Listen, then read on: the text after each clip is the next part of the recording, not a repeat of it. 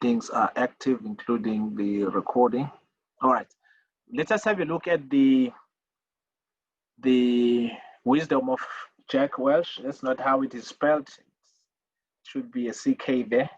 The late Jack Welch, and in terms of how he sees the whole discussion on leadership, management, engagement with employees, and the related aspects of his, that what actually made him quite popular. So I will first just make sure and check whether it's audio audible on your side, so that at least we are on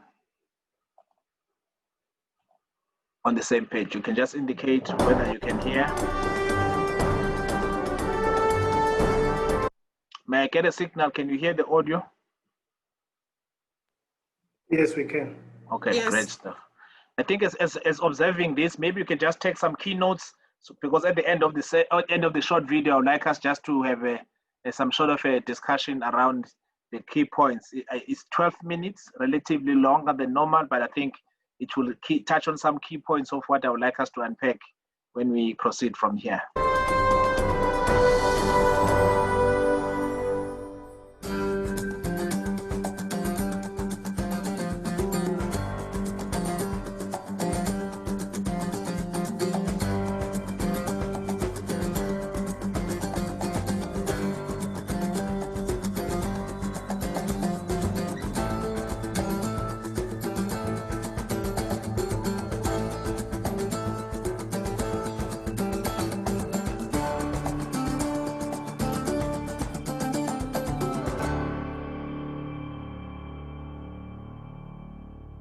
The day you become a leader, it stops being about you. It starts being about them, your people. It's the most exciting thing you can do is to build that team around you. Make them all feel tall. Make them all feel strong, bright, powerful. Give them the self-confidence. Inject it every day. Coach them when they're off base a little. Well, the first time you become a manager, you have to make that transition. And it may be the most important transition you will ever make. It's that transition that says, hey, I'm now going to win because of the reflected glory of my team.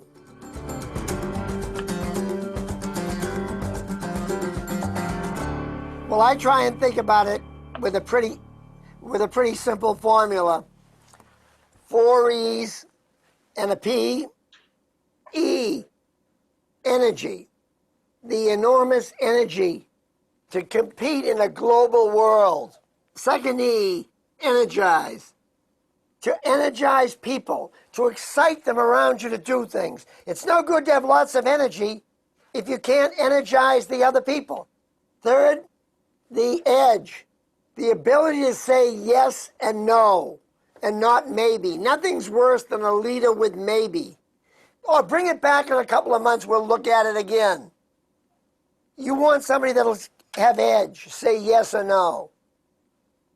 And then you want the fourth E, people that get it done, execute, deliver the goods. And you want that all wrapped in a big P. How much passion do they have for the job? How much do they want it? How much do they see what they can bring to it?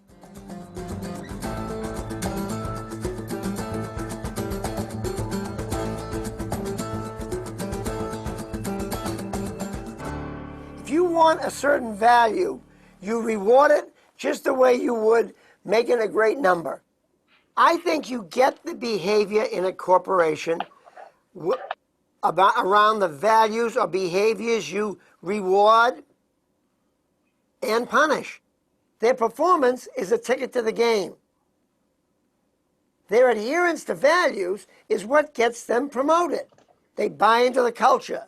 They exhibit the values every day. People feel it in their bones. And by doing that, you then get people that don't do that. You say, look, you don't belong here. You've got performance, but you don't have the values. Have the values, have the performance. That's easy. Onward and upward. Have the no performance, and no values. That's easy, out. Thirdly, have the values and don't have the performance. Give them another chance. They've got the stuff you want. They're behaving the way you want. They may be in a tough environment. Give them a second chance in a different look.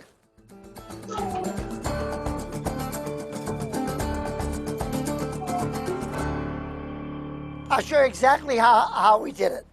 We used a circle. We'd have the value. Hate bureaucracy was a value. And we'd have a circle that would be quarter filled in, half filled in, or all filled in. Same thing. So you'd look at the person, you'd see their performance, and then you'd see these 5 circles. 2 of them are quarters, 2 of them are half, and 1's full. That's not so hard. It's no more precise. You can't be precise about it. It's a subjective evaluation. Management's not a science. It's not a precise thing. It's your best judgment. Do these people have the behaviors that are going to drive your unit towards achieving its mission? And if they don't belong around you.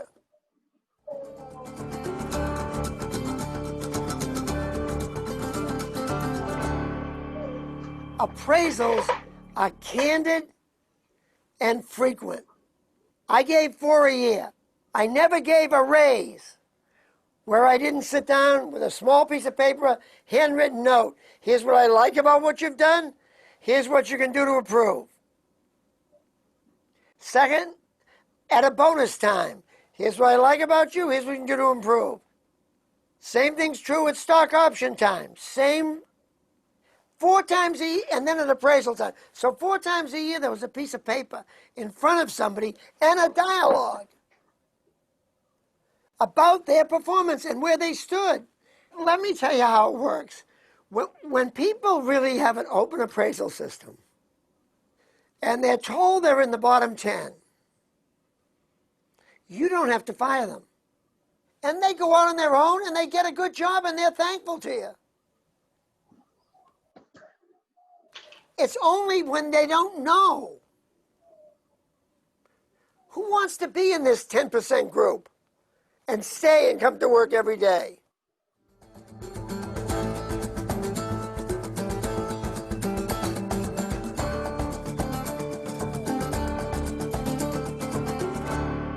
If the CEO or the head of HR or the senior vice presidents have in fact made clear what the values are. For example, boundaryless behavior, accepting ideas from everywhere. You have to then, when somebody goes and gets an idea on productivity and stuff and brings it back home, they have to be celebrated. You've got to exaggerate what they did. You've got to try and excite other people to go out and see it.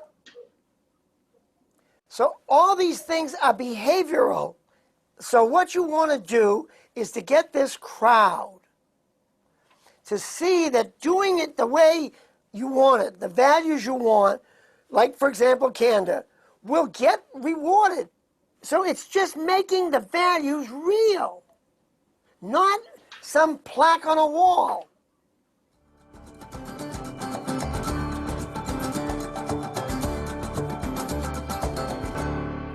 They know every turkey in the place. And so when you're not acting, all you're doing is making yourself look weak. Because they're all saying, if I had your job, I'd be doing that. And they're sort of frustrated that you're letting 2 people over here get away with murder, and you're not doing this and that to the others. That's the way it works. If you think you're the only one that knows who the performers and non-performers are, you're way off. Your organization knows totally.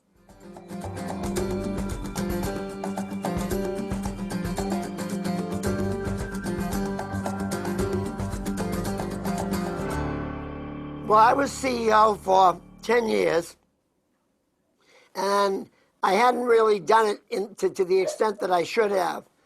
But in 1990, in a meeting of 500 of the top managers of General Electric, We had removed 5 senior vice presidents over the past 12 months prior and had let them go. And I went to the annual meeting in January of the top management and explained why all 5, with great results, had to leave the company. I explained that they were good people, they had met their goals, but for values violations that were consistent, they wouldn't promote women.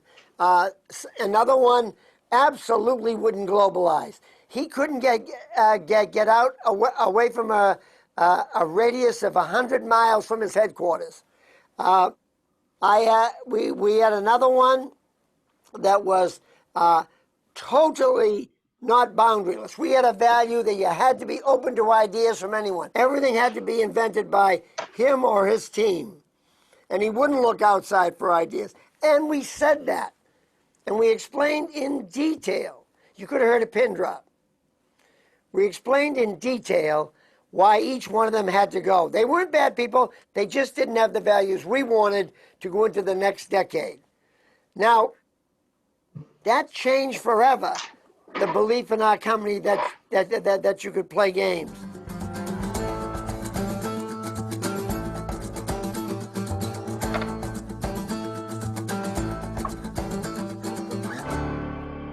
Look, candor and transparency are critical to becoming a great company. They're absolutely foundational. The idea that anybody should come to work wondering where they stand is crazy. Management owes it to their people to let people know where they stand so that when bad times come, people aren't surprised. People don't walk down the hall and say, hey, look, it's time for you to go, Mary. And Mary says, me? Why me? And you say to her, oh, Mary, you weren't very good. And Mary says, but I've been here 31 years. Why didn't you tell me? That's the cruelest form of management.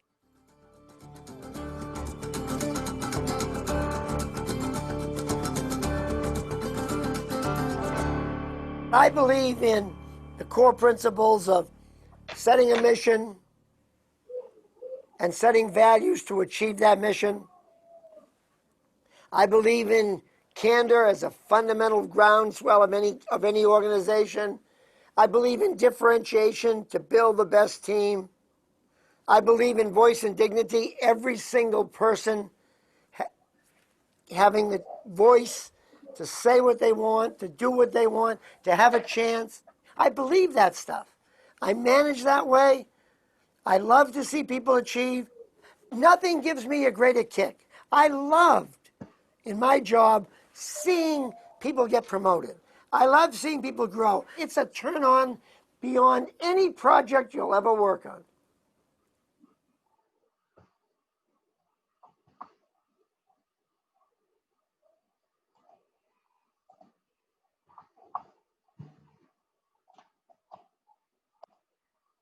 Okay.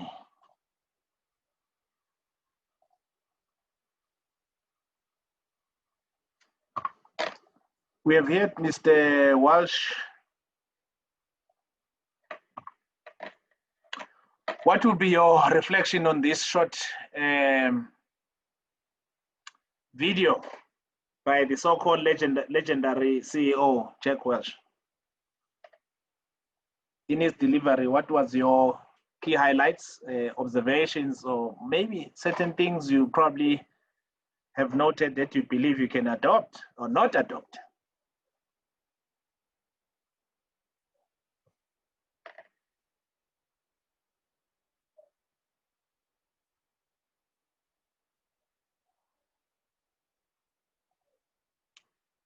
Anyone wants to comment?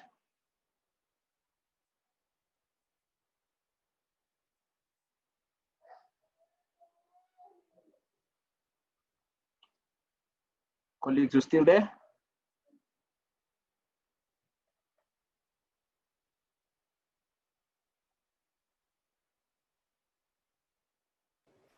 Yes, thank you. It's Joe. Yes, sir.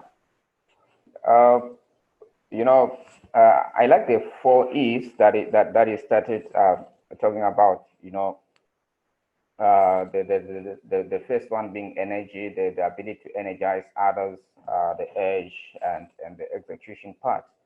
And I want just to comment on the last one, the execution. You find that most of the time we make good plans, including planning around performance management, sitting down, writing, and uh, telling each other that this is what we want to achieve. These are our goals, and all that. We can write the KPIs down and so on and so forth. But I think the main challenge that most of the time we have is when it comes to execution, when it comes to helping, making sure that everyone achieves whatever is written down and whatever is promised. And to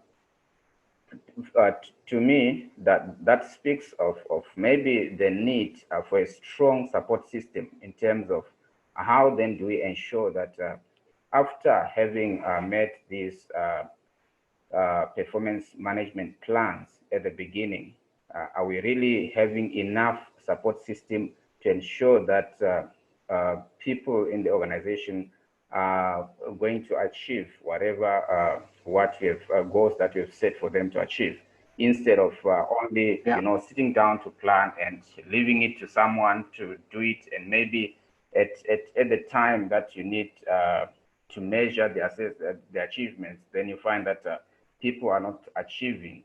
So I think we need also stronger support systems. Thank you. That is very important. In fact, it's to a certain extent, in an ideal world of dealing with the subject matter. That is why the importance of management and leadership is much more emphasized. And in this particular video, it's maybe one can say a very rare situation where you find leaders like Jack Welch who might have gone all out to build people and ensure success of their teams to go along with them. So the element of support cannot be underplayed in this particular case. So, and I agree with you fully. The question is, does a university, perhaps, or the institution provide such? And if it means the line manager is not able to provide the support, what kind of leeways do we have to escalate? Now, according to the University of Zululand's understanding in terms of the policy framework, we had spoken about line managers, obviously including the up until executive to VC. Then we spoke about the employee who is a subject or the candidate or the incumbent. And then we spoke about HR. Now, so HR is there to facilitate the process. In other words, should you not find as an employee any form of support, or should you not find any form of support as a manager, you have a right to raise the matter with HR, because HR as a neutral person is not necessarily taking that as a grievance at that state, but is taking it as a concern that is rightfully has to be articulated so that issues of performance, work output can be attended to accordingly. So you'll see when you cover the roles, it is important that there is a check and balance for every person. In other words, your line manager can have support. You as an employee, incumbent in this case, you can also have support from HR. Because if your line manager does not provide support and you don't have anywhere else to go, you can imagine in the case, then you probably be helpless. And later on, when the line manager comes and say, have you performed? It sounds as if you're providing an excuse if you say you did not because of 1, 2, 3, 4, 5. Of course, you might have raised it with him beforehand. So yes, the issue of support is important. Now, the role of HR and HR partners, as I understand, and as how we have actually designed the system in terms of what they can do and what they should do, they are there to provide that particular support. And if it goes to the extreme case, they should facilitate an environment where both the line manager and an incumbent can be brought in to have a discussion under their facilitation, obviously before any other so-called legal or IR matters are raised or taken up. So yes, so your question, comment, and observation is very fundamental and very key in this context. There was another hand at the same time with Zoe, I can't recall the colleague's name, but I did notice there was another hand before I can go to chat. Anyone else?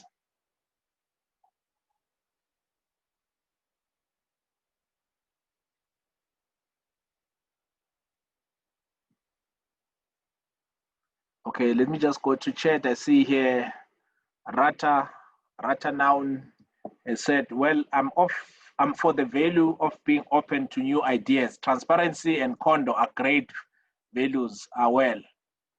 I think they have performance management I think they make performance management a very democratic system in that we will not see it as some sort of a witch hunt system. Transparency will help employees to collaborate with the organization in bringing forward quality output.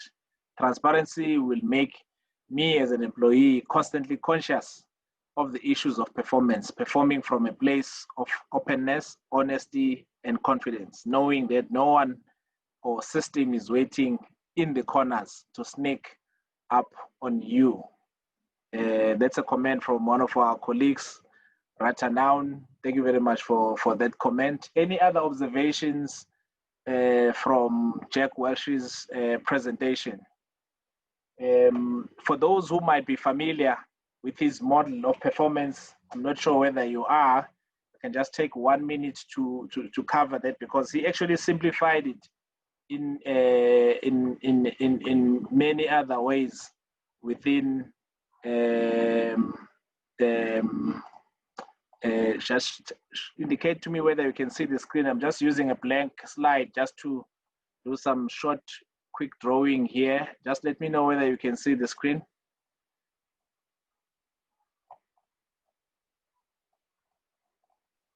Yes. Okay, so I'm just demonstrating the Jack Welsh's in my own poor grammatic style, where he actually said within GE, he will literally cut into 3 sections. You might have heard him speaking about the bottom 10.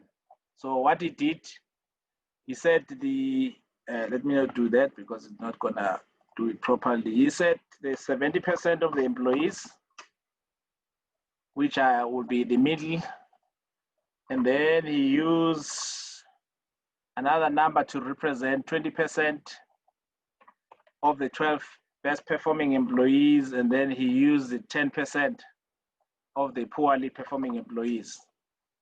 So at the 10% level, you go. At the end of the financial year or at the end of the calendar year of assessment, those who are found to be belonging at this level, they are allowed to leave the company because they would have not performed. And those at 20% level,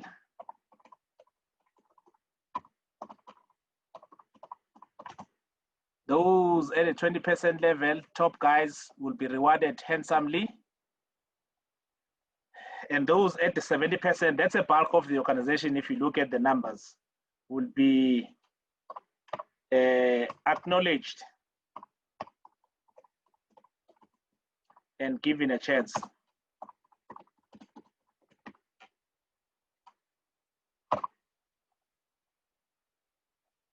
So when he was talking about the bottom 10, he was referring to this lot. In other words, to say these guys, they don't want to be surprised when things go haywire. They definitely want to be informed and they want to be notified that they are performing at that level. And as part of cleaning up the issues of performance in terms of staff members, they are the ones to leave. Those at the top end, they obviously need to know why they are being treated like kings and queens because of their level of performance.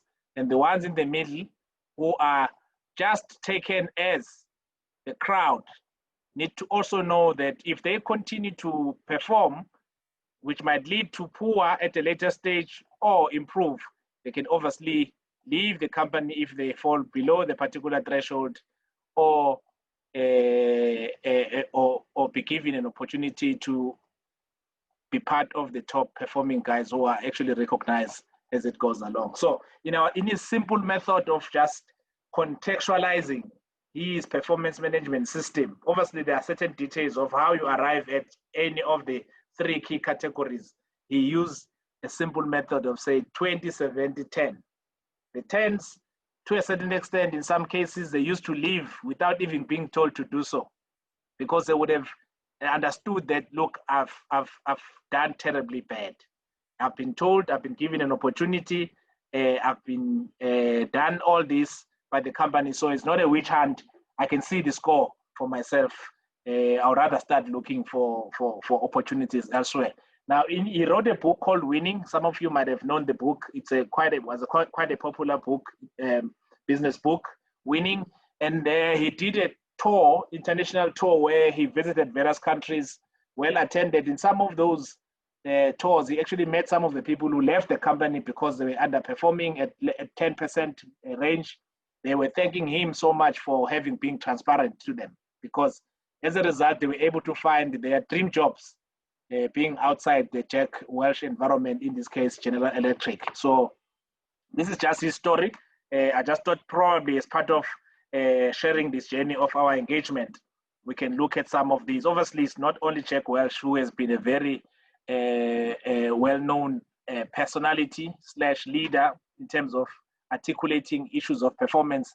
There have been many others, but I think in terms of documentation, he has been probably well articulated and well known globally. One of the questions asked earlier on was the influence of the leadership personality. And again, probably without having been part of Jack Welch's environment or company, General Electric in this case, you can sense that he was very influential in his environment.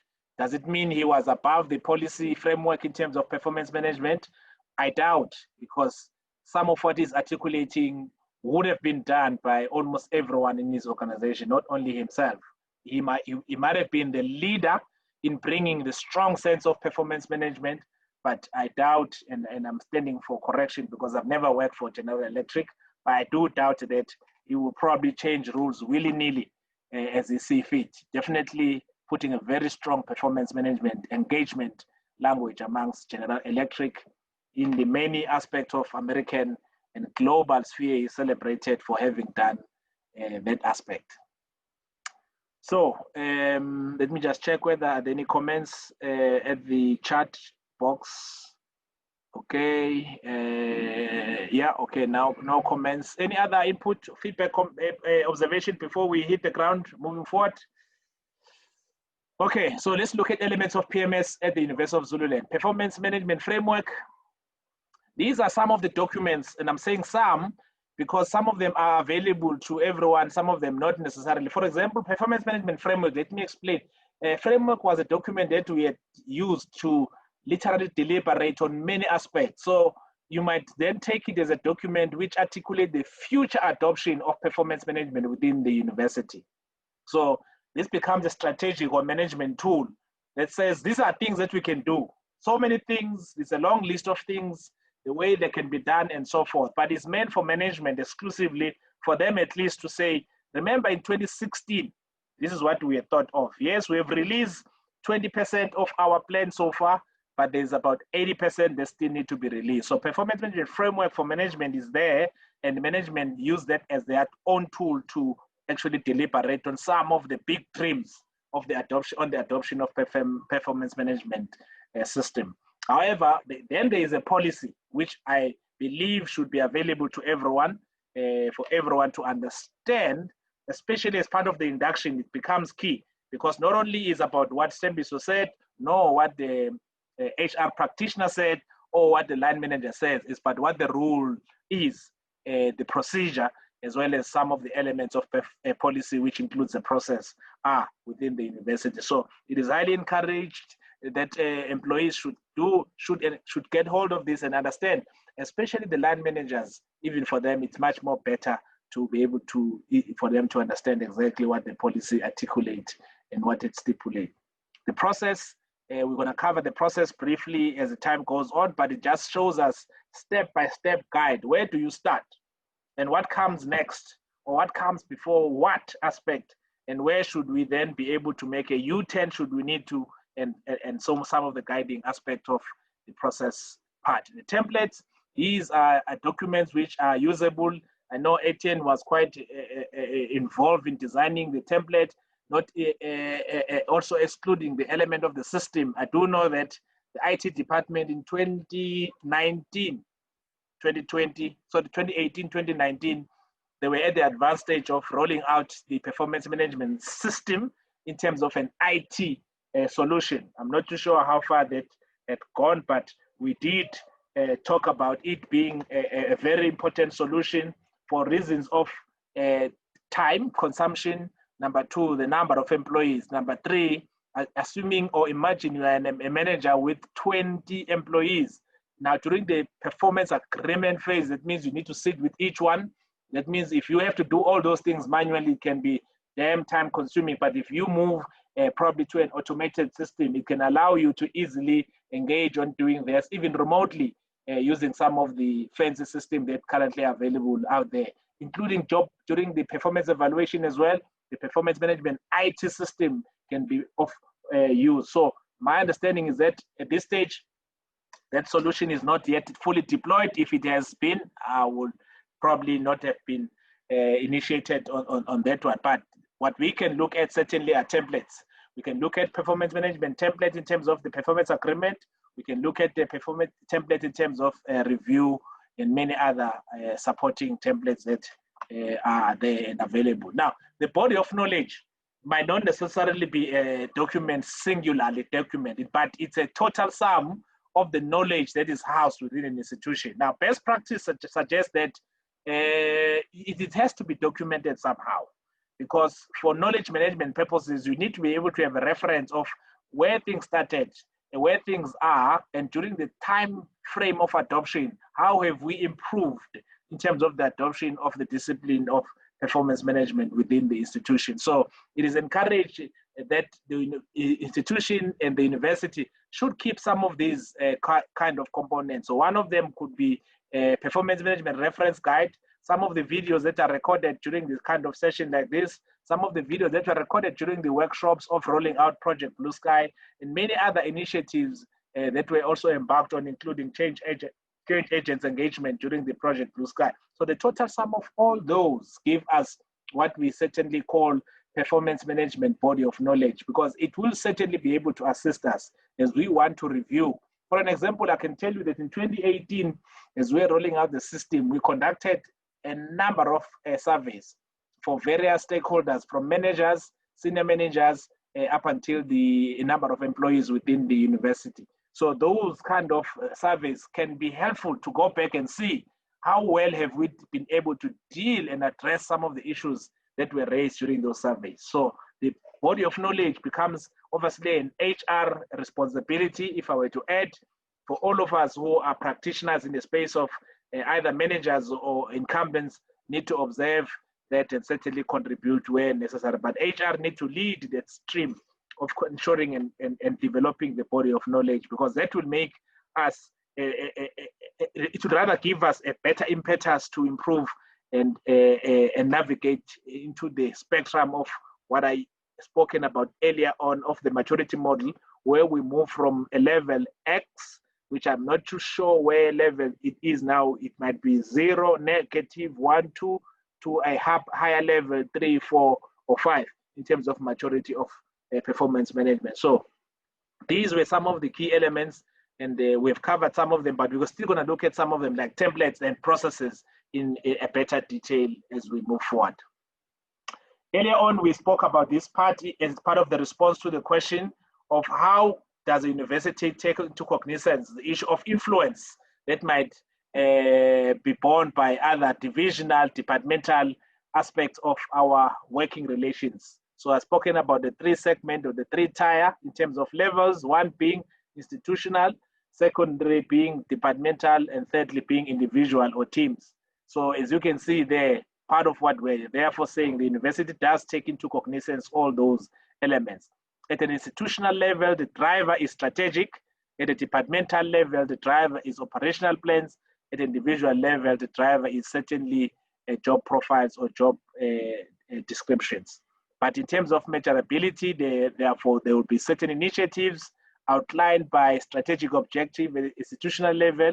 At the departmental level, there will be operational plans which outline departmental strategic objectives. At individual level, there will obviously be key activities that are informed by the KPAs in terms of what need to be focused on. Again, this model is not static, but it's dynamic. All what it seeks to illustrate is the relationship and the importance of multiple levels, as opposed to zooming only at an individual level, because the individual success is a function of, one, the environmental readiness, as well as obviously leadership effectiveness in facilitating this particular process. So yes, those are the three levels we alluded earlier on.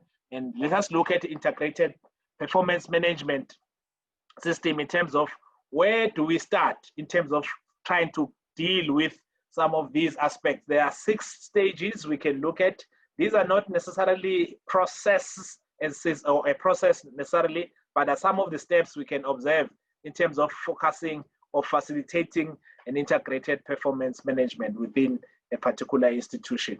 So that's number 1, establish performance standard with employees. During the performance agreement stage, we do know to a large extent what is expected from employees due to the job profile or job description. However, for a particular year in question, we need to thresh out what is expected and set some basic standards. And this is when a typical manager should be able to articulate to an employee and say, look, in order for one to be able to be clear and to be able to achieve and exceed minimum requirements, these are the standards. If we talk about you as a receptionist, what will make you meet the minimum requirements or benchmark that is, and what will make you not meet them, and what will make them exceed. So those standards need to be clearly stipulated. And I do get to know at some stages where employees will ask, say, I want to be an overperformer, or I want to be a best performer. What is it that you'll expect from me in order for me to be a best performer? If your response is that just do your work, that won't necessarily be enough, because doing your work can mean you performed at a level 3 in terms of our scale of 1 to 5, as an example. So if someone say, I want to exceed my performance level, what should I need to do? So at the stage 1, when you establish those performance standards, it therefore allows that conversation to have clear indicated output requirements and benchmarks. That's number 1. Number 2, communication of expectations and set goals. Clearly so, it has to be. Why? Because on various occasions, we've seen both videos where we spoke about eliminate any form of surprises. Do not have any form of surprise on your sleeves as a manager, no employee in terms of performance, because it won't help anyone. Rather, be clear as to what is expected. As you do measurements of performance, which is stage 3 or step number 3, be clear as to providing that feedback so that a person will know where he or she stands. Jack Welch make an example of Mary. Mary, when things are bad, the company is cutting down, even though the example he might have used in terms of a legal framework might not be appropriate. And I'll tell you why, but he's just putting an example to say, if a company decides to lose people, they must start looking at the poor performers. So in the case of a retrenchment, section 189, that's not necessarily the criteria that is advisable to be used.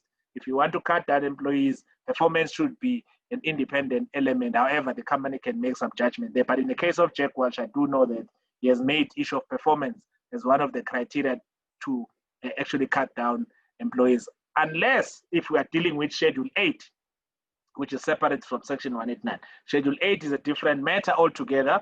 On the various occasions, we've tried to assist an employee. More than once, we've tried to assist an employee, and he comes as a substandard performer. We've retrained an employee, we've coached an employee, we've mentored an employee. He still consistently comes as a substandard employer or employee in this particular case.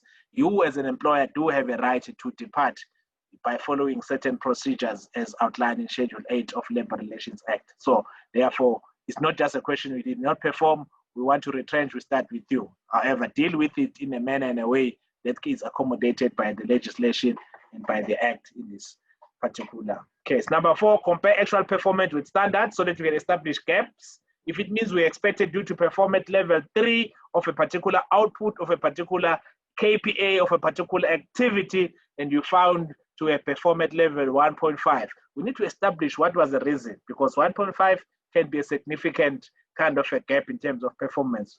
How can we help you? Can we assist you somehow? Can we assign a mentor?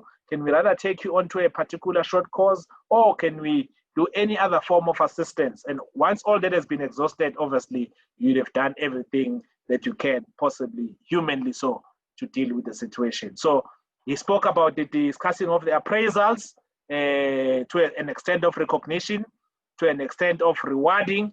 He was big on that, and I do appreciate the fact that he is also popular for having not means his words of those who are not performing where they have to exit. That's step number 5. And then number 6, if necessary, initiate corrective action. I've spoken about the corrective action.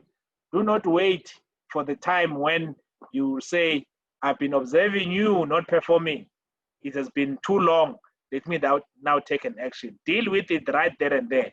Using an example of Mary needs to know where he stands. You cannot allow a situation whereby people are not performing, but you let them allow to be mingling with the company without any set of corrective action. And I'm not suggesting any such issues of people being fired here or job being taken. I'm just saying, as a company and organization, for those that are not performing to required level, it is advisable that you take corrective, underline the operative word, corrective action, so that it can help both an employer as well as an employee. Corrective action might mean a number of things. I've alluded to issues of training, I've alluded to issues of coaching, I've alluded to issues of maybe restructuring your work package and so forth, at least so that it can allow an employee to be able to be in a better situation of performing, so that he can improve his performance score. So those are some of the key activities or tasks that the manager can start to look at in terms of improving the level of performance in the university. Now let's look at the roles and responsibilities as to what can we do or what can be done or who needs to do what.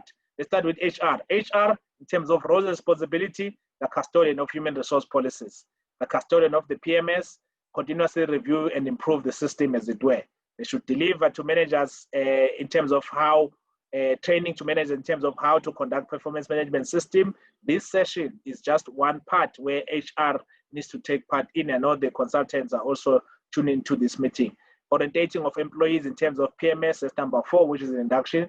Safeguard the organizational performance appraisal records, keeping the records of how the performance evaluations would have been done. Now, I've mentioned earlier on that in a case whereby there's some misunderstanding between an employer and an employee in terms of performance, amongst others, if an employee does not get support necessary to undertake or partake into the performance management regime, HR is there to certainly take part and be able to assist. Let's look at roles and responsibilities in terms of managers or supervisors, depending on the title being given. Here we're looking at those personnel who've got a responsibility to manage other people or who've got a line function responsibility. These are agents or custodians of operational plans or departmental operational plans, as we've indicated earlier on. What does that mean? That means that as organizations plan, in this case, departments do produce their operational plans, including departmental performance agreements.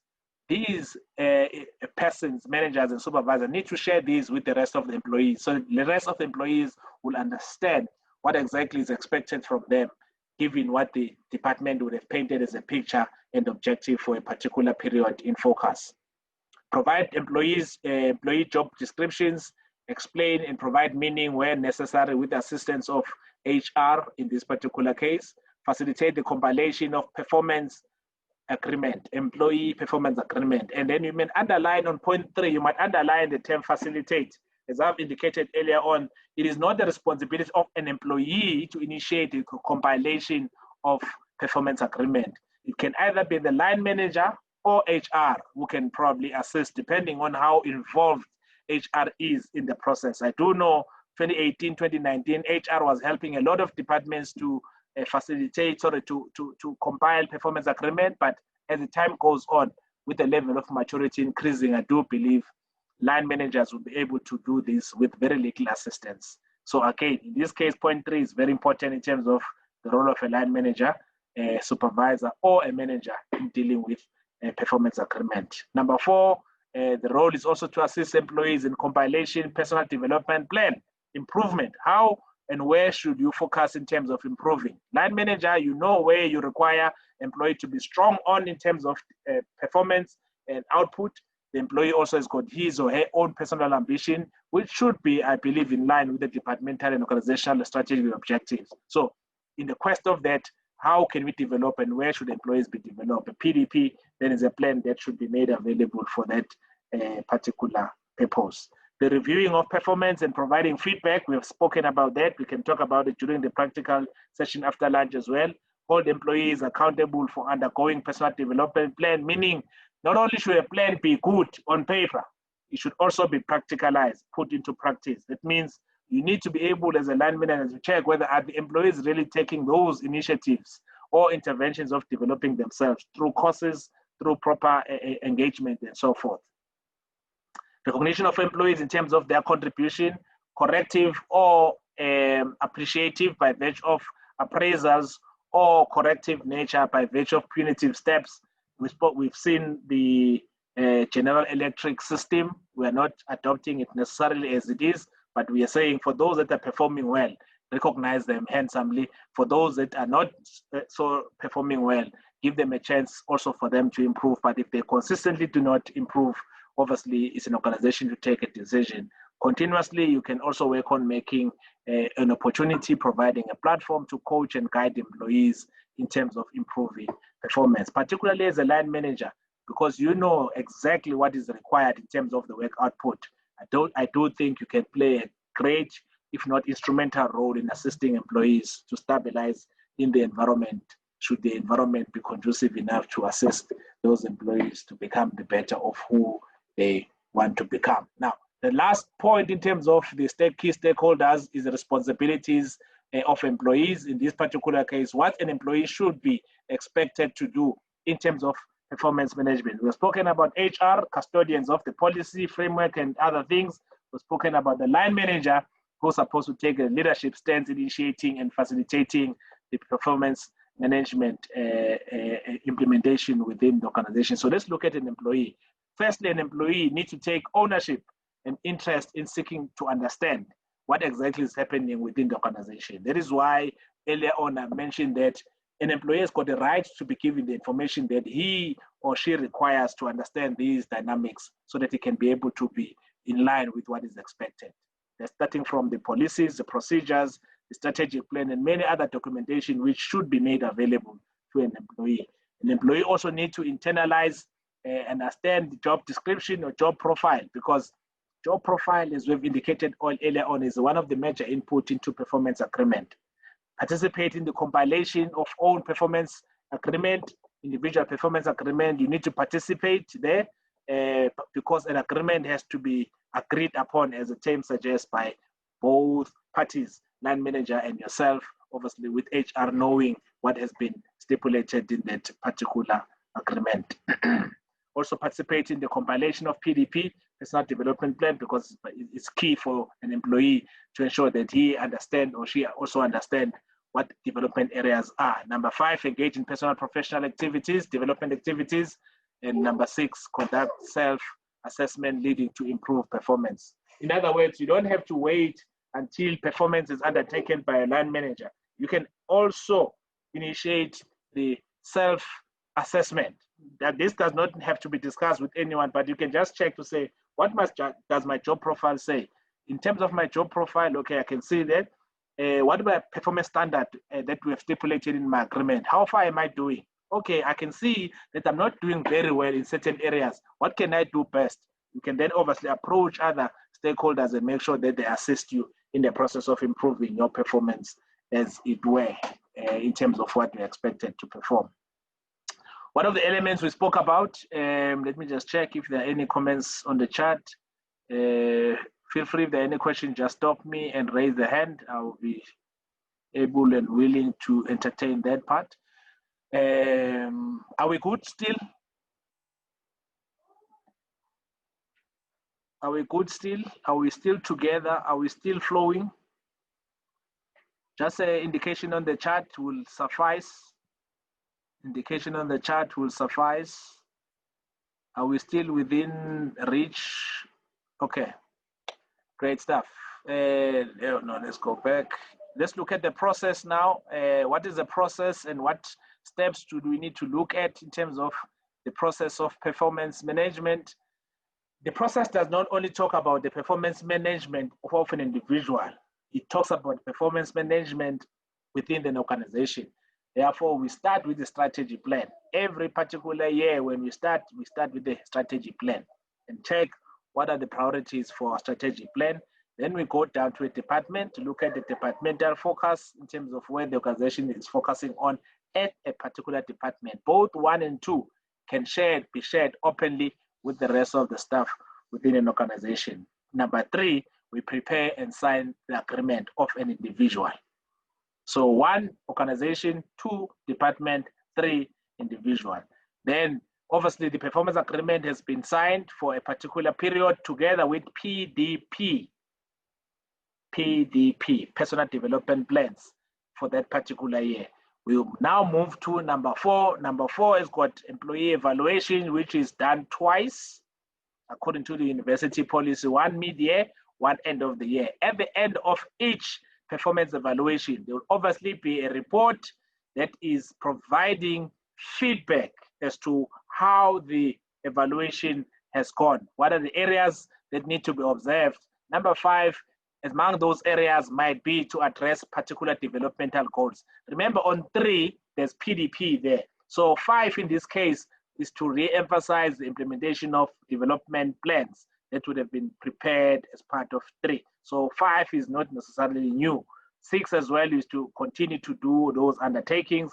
Then 7 is to conduct the annual final performance review, which will obviously provide the final aggregated scores for the university or institution as a whole. So this is a typical performance management life cycle strategy: departmental, personal agreement, conduct the personal performance evaluations, embark on addressing the gaps, undertake the development plans, conduct the final review, which then will provide the final score, which will be aggregated, and the senior management / executives will then be able to take necessary steps for the output of 7, which is that report. And those steps will vary from appraisal to recognition to reprimand to corrective action and so forth, depending on the university plan to deal with various output at the end of the particular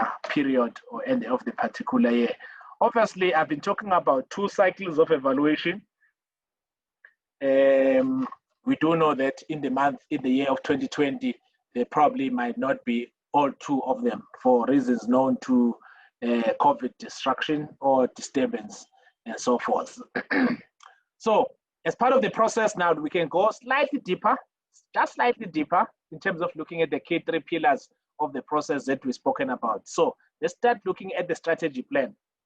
Strategy plan give context to organization strength, weaknesses, opportunities, and threats. This is a document which I indicated that it should be available to everyone because it outlines the goals, it outlines the objectives, it outlines the priorities for the period, in this case, 5-year strategy plan.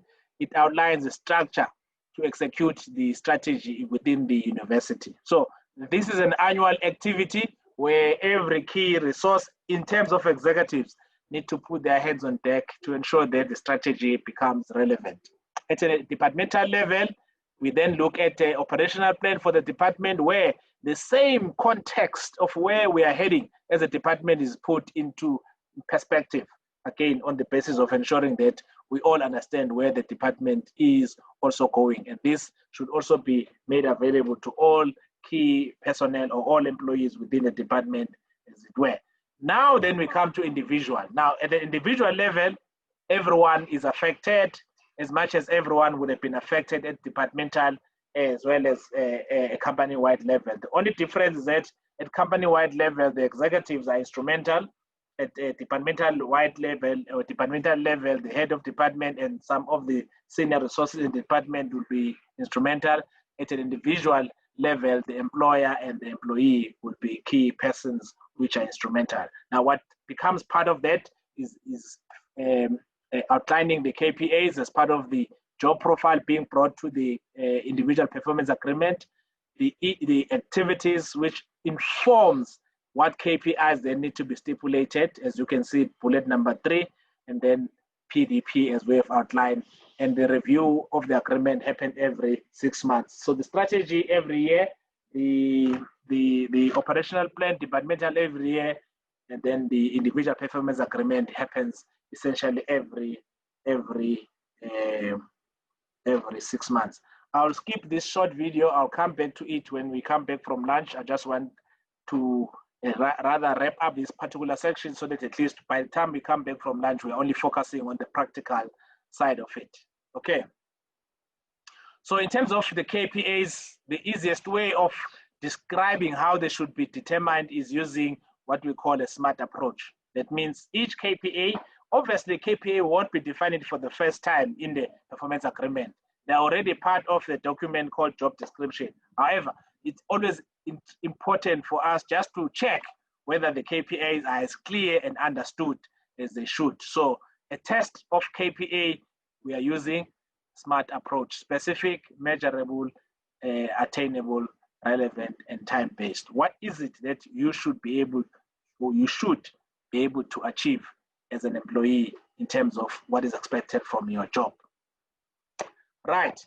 Now, earlier on, we spoke about various methods of conducting performance. So let us look at, in a process where now the performance agreement has been formulated, when we then work on reviewing or conducting performance review, how do we go about it? In this particular case, we are looking at work output related, kind of performance. Other than looking at behavioral, which we spoke about, other than looking at value system, which we also spoke about. We have noted that Jack Welch was very strong on values. He created some scenarios whereby if values are not adhered to, there might be as well a result to someone losing his or her job purely because of value system not being aligned to. In our case, we do not have values as part of the scope for this phase of implementation of a performance management system, but at a later stage, it will be as a company might decide to embark on it. So the contributors for work output is only an employee and a line manager, one-on-one. As you can see, the instrument that is used to assess the output is called work output performance assessment. So the type of performance is work output. The contributors, employer and the manager, a manager and an employee, and then the instrument is work output performance. Those are the three aspects. Now let's look at an employee. What is an employee supposed to do during the time of undertaking performance assessment? This is not at the time of formulating agreement, it's the time of undertaking performance assessment. As I've indicated earlier on, it is your responsibility as an employee to take ownership of your output. So in other words, you do not need to wait until you are assessed for you to know how you're performing. You can start to do that yourself because you already know the benchmarks of what needed to be undertaken or needed to be done by yourself. So it's part of the employee responsibility, which is indicated as 1 on this diagram, is to assess performance on each activity against the KPI. I was expected to achieve this level. Have I done it? Yes or no? Number 2, confirm the output delivered by each KPI. Okay. KPI in terms of activities I can indicate, but output in terms of KPI I can also indicate. Number 3, allocate rating per activity based on the scale of 1 to 5. This is you, employee, because all of us are employees, even though we are managers, but we're also employees because we will all have individual performance agreements. We will also all of us be able to be assessed in terms of performance by our reporting manager. So in this case, as an employee, you do this assessment using the templates that we're going to be looking at. We are able then to mark accordingly where you see based on your own performance level and indicate accordingly. Number 2 is when the manager does that for you, or on you rather, not for you, but on you. That means you do it by yourself and the manager does it by himself or herself. on each of his or her candidates, or he or her subordinates. Assess performance of each activity against the KPI, confirm the output, and allocate. These activities 1 and 2, it is highly suggested they should be done independently, because at this stage you are not yet engaging. You are just doing in your own worksheet, and in his or her own worksheet you are able to do that. And then that leads to the third part, where then a formal meeting is set up between you and your manager, or between you and your employee or subordinate, 1-to-1. Both of you, you bring your own score sheets as to how you've done your own assessment.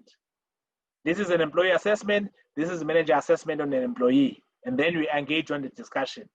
If it's done that way, it is strongly suggested that if it's done that way, usually it is able to give much more better outcome than to say, I'm going to go to the meeting and hear from my manager what he has assessed me as. So here we are promoting an initiative or an approach whereby do your own, let him or her does his own on you, and then you meet at 3. You sit down, you then go through this together, and then you're able to have discussions. And obviously, if this has been done smoothly, you're able to move to the 4th stage where you sign off a performance report for a period, e.g. mid-year or end of year. On a smooth level, 1, 2, 3, 4 steps will be sufficient to engage on performance review leading to an appraisal or to leading to a particular performance outcome. In this particular case, 1, 2, 3, 4. So it might happen that at 3, when we are meeting one-on-one, there are no agreements. Maybe because you believe that for a particular activity, you believe your rating should have been a 3 and your manager gives you a 2, or vice versa. Then you are able then to say, okay, we think there is a bit of a misalignment in terms of our scoring here. Can we get HR to intervene and probably assist us to interpret some of these indications so that at least we can be able to understand? Okay, noted, Zippo. I've noted your comment on the chat. So yeah, that's fine. All right, so we are almost there towards the end of session 2 so that we can take our lunch. So interpretation of scores towards the closure. Interpretation of scores towards the closure. Let us look at some of these things.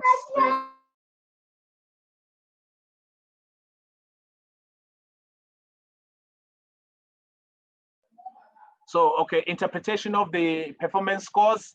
Let us look at what each of these scores mean. Now, in our policy document, we've clearly stipulated exactly what all these means. When we come back from break, we can certainly discuss the level of details in terms of some of these. But 1 means below performance standard. That's a rating that can be assigned to a particular activity which belongs to a particular KPA.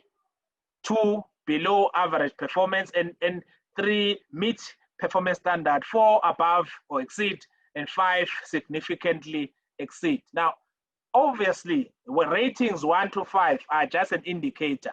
It could have been A, B, C, or any other character representation. However, what becomes important is the meaning.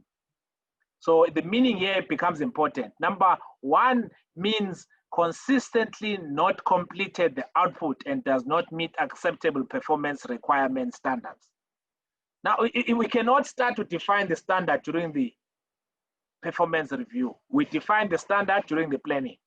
That is why the 6-step flow diagram that you saw when it was talking about the standard, because during the time of evaluation, it assumed that the standard is already known. Hence, you are able to make a clear indication whether did you meet, is it below, or is it above or exceeding. So now this is number 1. Number 2, the meaning of 2 in this case is employee has performed below the average performance standard required by the job.